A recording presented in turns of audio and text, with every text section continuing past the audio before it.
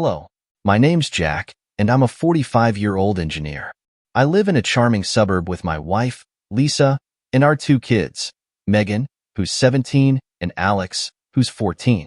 We've got a snug two-story house with a white picket fence, nestled in a peaceful neighborhood where everyone knows each other. It's the kind of place where kids pedal their bikes down the street, and neighbors exchange friendly greetings.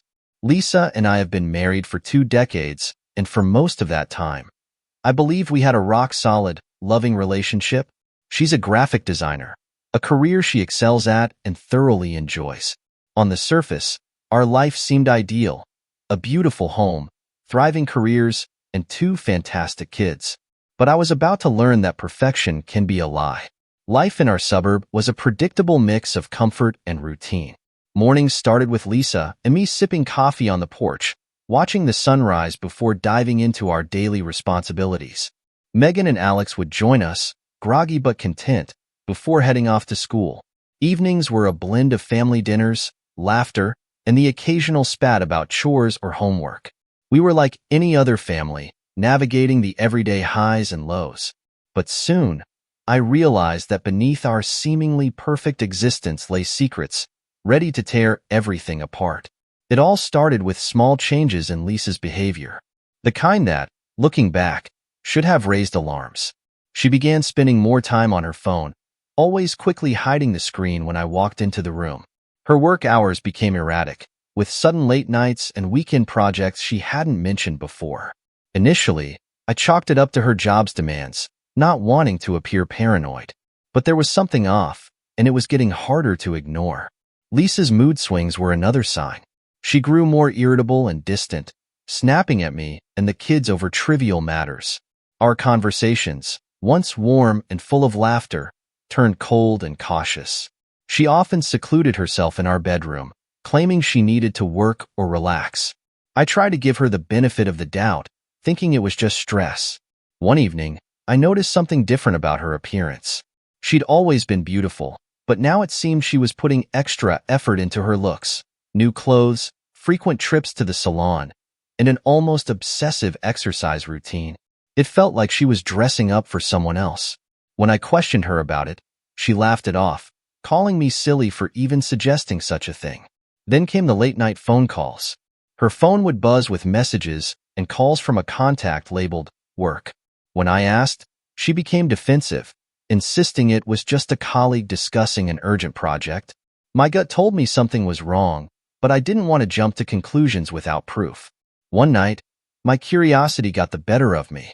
While she was in the shower, I decided to check her phone. My heart sank when I found that all her messages had been deleted, and her call history was meticulously clean. Something was definitely wrong, but I didn't want to confront her without concrete evidence. The turning point came one Saturday afternoon. Lisa announced she had an urgent meeting with a client. She seemed unusually nervous, anxious to leave the house. As she walked out the door, a wave of anxiety washed over me. I decided to follow her, hoping to finally put my suspicions to rest. I trailed her car at a safe distance, my heart pounding with fear and determination. She drove across town to a secluded cafe, a place we had never visited together. I parked a few spaces away and watched as she entered the cafe, warmly greeting a man I didn't recognize. They hugged briefly before sitting at a corner table, their heads close together as they talked. My mind raced with painful possibilities. Who was this man? What was their relationship? The answers would shatter my world, but I knew I couldn't turn back now. I had to uncover the truth, no matter how painful. I watched them for what felt like an eternity, my heart sinking with every passing second. They didn't head to the parking lot when they left. Instead, they strolled down the street, laughing and talking like lovers on a date. I followed them to a small boutique hotel. It felt like a punch to the gut. Any lingering doubt vanished when I saw them walk inside the hotel together. This was it, irrefutable proof that Lisa was cheating on me. Feeling a surge of adrenaline, I decided to confront her then and there. I stormed into the hotel lobby, trying to keep my composure. The receptionist barely looked up as I passed, too engrossed in her computer to notice my distress. I climbed the stairs, my heart pounding in my ears. I reached the floor where they had entered and heard soft voices coming from one of the rooms. I knocked sharply, my fist trembling with barely contained rage. The voices inside stopped immediately. After a tense few seconds, the door creaked open. There stood Lisa, her face a mask of shock and fear. "Jack, what are you doing here?" she stammered, trying to block the view inside with her body. "I should ask you the same thing," I growled, my voice trembling with fury. "Who's in there with you?" Before she could answer, the man from the cafe appeared behind her, looking equally stunned. My fists clenched. It wasn't going to be pretty. "It's not what you think," Lisa stammered, her voice rising in panic. "Really? Because it sure looks like you're cheating on me," I shot back, my voice laced with venom. "How long has this been going on, Lisa?" She didn't answer, just stepped aside, her silence confirming everything. The man, clearly uncomfortable, muttered an apology and tried to slip out of the room. But I wasn't done with him yet. Before he could make it past me, I grabbed him by the collar and slammed him against the wall. "You think you can just walk away?" I snarled. "You ruined my life, and now you're going to pay for it." His eyes widened in fear as I landed a solid punch to his gut. He doubled over, gasping for air, but I wasn't done. I pinned him to the floor, raining down blows until my knuckles ached. Lisa screamed, begging me to stop, but I had lost control. Finally, I let go, breathing heavily as I stood over him. "Get out of here," I spat, "and don't ever come near my family again." The man scrambled to his feet and bolted out the door, leaving Lisa and me alone in the room. She collapsed onto the bed, sobbing. "You owe me an explanation," I said, my voice shaking with a mix of anger and despair. "How could you do this to me? To our family?" "I'm so sorry, Jack," she whispered, tears streaming down her face. "I never wanted it to go this far." "How long?" I demanded. 6 months, she admitted, her voice barely a whisper. "It started as just conversations, but then it became something more." Her confession hit me like a ton of bricks. 6 months of lies, deceit, and betrayal. I felt a surge of anger, but also sadness. "Why, Lisa? Why him?" I asked, struggling to keep my voice steady. "I don't know," she sobbed. "I felt lonely, disconnected. You were always working. I needed someone to talk to." I couldn't believe what I was hearing. "Lonely? That's your excuse?" I spat, the words dripping with disbelief and anger. "We could have talked, Lisa. We could have worked through it. But instead, you chose betrayal." She couldn't look at me, her sobbing growing louder. I know I made a terrible mistake," she stammered, her voice trembling. "But Jack, you have to understand, it wasn't supposed to happen like this." I raised an eyebrow, my anger boiling over. "What does that even mean?" She hesitated, her eyes darting to the door as if she was still hiding something. "Mike, he wasn't just some guy I reconnected with. He sought me out. At first, it was just messages, casual stuff. But then, he started pushing for more. He knew things about you, about our family." I felt a cold chill run down my spine. "What are you talking about? What does he know?" She swallowed hard, avoiding eye contact. "He said he knew about your work, that he could help me, us, financially if I did what he wanted." My blood ran cold. Mike wasn't just a lover. He had an agenda. "You let him manipulate you for money?" Lisa shook her head, tears streaming down her face. "It wasn't just money. He had something on me, Jack. He knew things from my past, things I didn't want to surface. He threatened me." A surge of anger coursed through me, but now it was mixed with confusion. "So, you're telling me this wasn't just an affair? You were blackmailed?" She nodded. "I didn't know how to get out, Jack. I'm so sorry, but I didn't want to lose everything. He said if I didn't go along with it, he'd ruin both of us." My mind raced. This wasn't just about betrayal anymore. It was something far darker. Mike had manipulated her from the beginning, using her and threatening our entire family. I realized that my anger toward Lisa wasn't the only battle I had to fight. Mike had to pay, and not just for the affair. The next few days were a blur. Lisa's confession had thrown everything into chaos. The affair wasn't just a betrayal of trust. It was part of something much larger. Mike had blackmailed her, but why? What did he want? And how did he know so much about me, about us? Lisa had mentioned something about my work, but I wasn't sure how deep his reach went. I couldn't stop thinking about what she had said. The man had infiltrated my life in ways I hadn't even imagined. It wasn't enough that he had seduced my wife. He had a plan, and I needed to know what it was. I couldn't let him get away with this. Using the skills I had honed as an engineer, I started digging into Mike's life. His social media was a treasure trove of information, but it wasn't enough. I went deeper, hacking into his email and uncovering personal details. What I found shook me to my core. Mike wasn't just some random guy. He had a past, one that connected him to people I'd worked with. He had been trying to get into my professional world for years, and Lisa was just the easiest way to worm his way in. He wasn't interested in her. He was after me, and he wasn't working alone. Through his emails, I discovered references to another man, a partner of some sort. They had been targeting people like me, men in powerful positions, using personal lives as leverage to gain access to confidential information. I was just the latest in a series of targets. My mind reeled. This wasn't just about revenge anymore. This was about survival. I crafted an anonymous letter to his wife, exposing his affair with Lisa, but now it felt like a small part of a much larger plan. I wasn't just going to ruin his marriage. I was going to destroy him. I sent the letter, and then I started planning my next move. Mike had made a mistake messing with me and my family. He had no idea what I was capable of. It wasn't just about the affair anymore. Now it was war. The next few days, I couldn't shake the new reality. Mike wasn't just some random guy. He had been manipulating Lisa from the start, and now it was clear that he was targeting me too. Through my work, through my family. My anger shifted from just betrayal to a deeper, burning rage. I wasn't going to let this man ruin my life without a fight, but I had to play it smart. This wasn't just about exposing an affair anymore. Mike was dangerous, and if he had connections in my professional world, I needed to tread carefully. I began gathering more information, not just on him but on his business dealings, his partners, anyone else who could be involved. I couldn't let him know I was coming for him.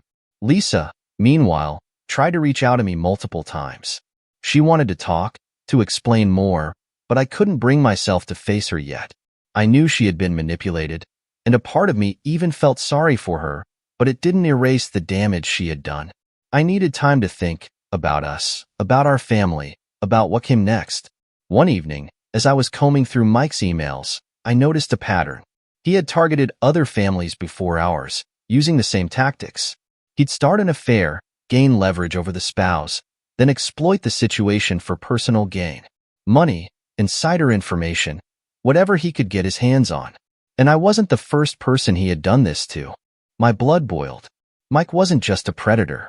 He was a professional manipulator, and he had been planning this for a long time. I wasn't going to let him get away with it. The next morning, I called Lisa. My voice was cold but controlled. We need to talk. When she came over, I didn't waste time on pleasantries. Why didn't you tell me everything from the start? I demanded, keeping my tone steady but firm. This isn't just about an affair, Lisa. He's been targeting us, targeting me. And I need to know exactly what he said to you. No more lies.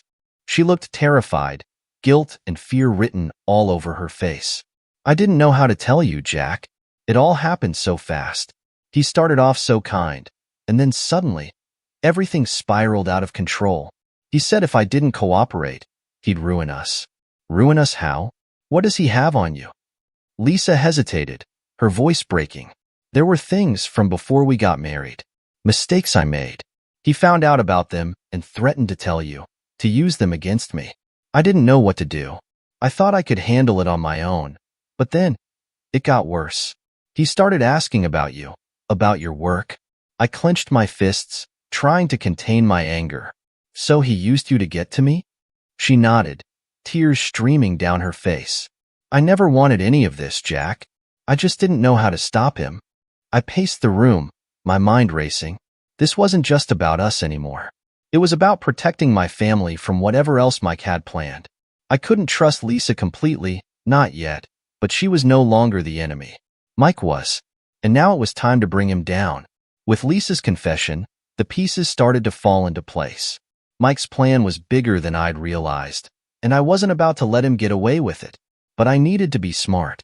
Mike was calculating, and if I wasn't careful, he could still turn the tables on me. I decided to play along for a bit longer, pretending to be distant with Lisa while gathering more evidence. If Mike thought I was still reeling from the affair, he wouldn't suspect that I was building a case against him. Meanwhile, I reached out to a private investigator, someone who could help me dig deeper into Mike's background without drawing too much attention. Days passed, and I stayed quiet, focusing on work and the kids. Megan and Alex were still trying to adjust to the separation, and the last thing they needed was more chaos. I did my best to keep things normal for them, even if inside I was boiling over with the desire for revenge. Finally, the investigator came through. Mike's financials were a mess. He was in deep debt, and his so-called business was nothing more than a front for blackmail schemes. He had done this to other families, just like mine, and made a habit of preying on vulnerable women in unhappy marriages. But now, I had everything I needed to take him down. The time had come to act. I wasn't just going to expose his affair with Lisa. I was going to dismantle his entire operation, make sure he never had the chance to hurt anyone else again. I filed a report with the authorities, including all the information I had gathered from his emails, financial records, and background checks.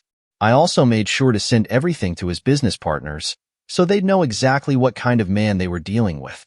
As I waited for the fallout, I felt a strange sense of calm. I wasn't just taking revenge for the affair anymore. This was about justice, about protecting my family from a man who had tried to tear us apart for his own selfish gain. And I wasn't going to let him get away with it. A few days later, I got the call I had been waiting for. Mike had been arrested. The authorities had launched an investigation into his activities, and it was only a matter of time before everything came crashing down. I felt a surge of satisfaction, knowing that I had finally put an end to his schemes.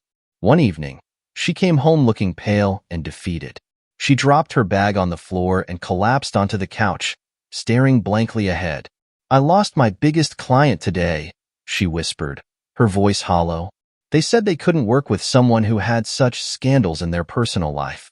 She looked up at me, tears in her eyes. "Jack, please. You're destroying me." I met her gaze, feeling a strange mix of satisfaction and sadness. "You destroyed us first, Lisa. These are just the consequences," she cried, but I didn't feel the same sympathy I once might have. Instead, I felt that what I was doing was just for the pain she caused me, the humiliation, and the betrayal. I kept up a facade of normalcy for the kids.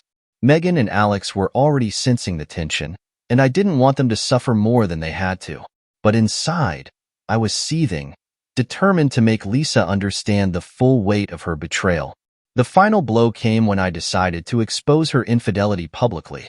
I gathered all the evidence I had, text messages, photos, and screenshots of conversations, and posted them anonymously online. It didn't take long for the post to go viral in our small community. The backlash was swift and brutal. Lisa became a pariah, shunned by the very people who once respected her. She couldn't show her face at the grocery store without whispers behind her back. The friends she had left stopped talking to her altogether. It was as if the life she had built had crumbled beneath her feet. One night, after the kids were asleep, she confronted me. Her once vibrant spirit was gone, replaced by a hollow shell of the woman I had once loved. "You've destroyed my life, Jack," she said, her voice flat and defeated. "I have nothing left. No friends, no career, no dignity. What more do you want from me?" I looked at her, and for the first time, the anger inside me started to fade. "I wanted you to feel what I felt. I wanted you to understand the pain, the humiliation. And now that you do, maybe we can move forward." She collapsed into a chair, her shoulders shaking with silent sobs. "I never wanted this. I never wanted to hurt you." "An apology isn't going to fix what's broken, Lisa," I said, my voice softening for the first time in weeks. "But maybe it's a start." We sat in silence for a long time, neither of us knowing what to say. The hurt was too deep, the wounds too fresh. But we both knew that the time had come to figure out how to move forward, for the sake of our kids, if nothing else. The next morning, we We called Megan and Alex into the living room. They looked at us with worried eyes, sensing something was wrong. Lisa and I sat them down and explained as gently as we could that we were separating. We told them that no matter what happened between us, we both loved them more than anything, and we were committed to being there for them. Their tears and questions broke our hearts, but we hugged them and assured them we would get through this together. Lisa moved out a week later, finding a small apartment nearby. The kids split their time between our two homes, trying to adjust to the new reality. It wasn't easy for any of us. Every time I dropped them off at Lisa's place, I could feel the weight of everything that had happened, the tension hanging in the air. But I did my best to put their needs above my own pain. In the quiet moments, after the kids had left, I found myself reflecting on everything that had happened. The anger and hurt were still there, but now there was something else, a sense of emptiness. The life I had built for 20 years had been torn apart. My marriage, my home, even the way I saw myself. Everything had changed. It was painful, but I knew I had to face it. This wasn't just about what Lisa had done. It was about what I would do next, how I would rebuild my life from the ruins she left behind. I had to make a choice, stay stuck in the past or find a way forward. The weeks following our separation were a mix of tense peace and cautious rebuilding. Lisa and I maintained a fragile truce for the sake of Megan and Alex. We communicated when we needed to, mostly about the kids, but the conversations were strained. The hostility that had defined the last few months began to fade, but it was replaced by an uncomfortable silence. Surprisingly, there were moments of hope, too. I reconnected with old friends, found new hobbies, and started seeing a therapist to help me work through the emotional wreckage. Slowly, I began to envision a future beyond the betrayal. It wasn't easy, but with each step forward, I felt a little lighter. One day, I joined a local hiking group, something I had always enjoyed but lost sight of during the chaos of my marriage. It was during one of these hikes that I met Laura. She was lively and kind, with a smile that lit up the room. We started talking, and over time, our friendship blossomed into something more. Laura was a breath of fresh air. She knew about my past and respected the boundaries I needed while I healed. Our relationship grew naturally, based on mutual respect and understanding. For the first time in a long while, I felt a sense of true happiness. Megan and Alex took to Laura quickly, which meant the world to me. Their approval was important, and seeing them happy gave me hope that we could create a new, blended family. As difficult as the past had been, I realized that life could move on. It didn't have to be defined by the betrayal Lisa had caused. Meanwhile, Lisa and I continued to navigate the complexities of our new relationship. There were moments of tension, but slowly, we began to communicate more openly for the sake of the kids. The bitterness that once consumed me was fading, and though I wasn't sure if I could ever truly forgive her, I knew I couldn't hold on to the anger forever. One evening, during dinner with Laura, she brought up something that hit me hard. "Jack, have you thought about forgiving Lisa?" she asked gently. I stared at her, not sure how to respond. "I don't know if I can ever fully forgive her, Laura. The pain she caused, it runs too deep." "I get that," she said, squeezing my hand. "But forgiveness isn't about excusing what she did. It's about letting go of the pain, so it doesn't control you anymore." Her words stayed with me long after dinner ended. I knew she was right. Holding on to the anger was exhausting. It kept me from fully embracing the new life I was trying to build. But letting go, really letting go, felt impossible. Still, I knew I had to try. A few weeks later, I invited Lisa to meet for coffee. It was time to have one final conversation, one that would help both of us move forward. We met at a quiet cafe, ironically the same one where I had first discovered her affair. As I sat across from her, I felt the weight of everything we had gone through. "Lisa," I began, "I've been thinking a lot about what happened. About us. What you did hurt me in ways I can't even fully explain, and it's going to take a long time for those wounds to heal." She nodded, tears shining in her eyes. "I know, Jack. I regret it every day.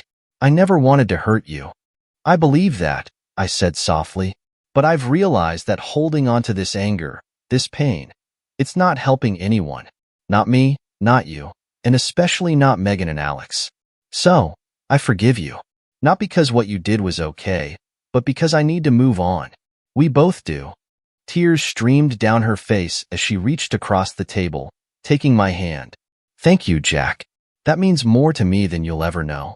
I hope we can continue to work together for the kids, I said, squeezing her hand gently. Maybe one day, we can even be friends again. Bye.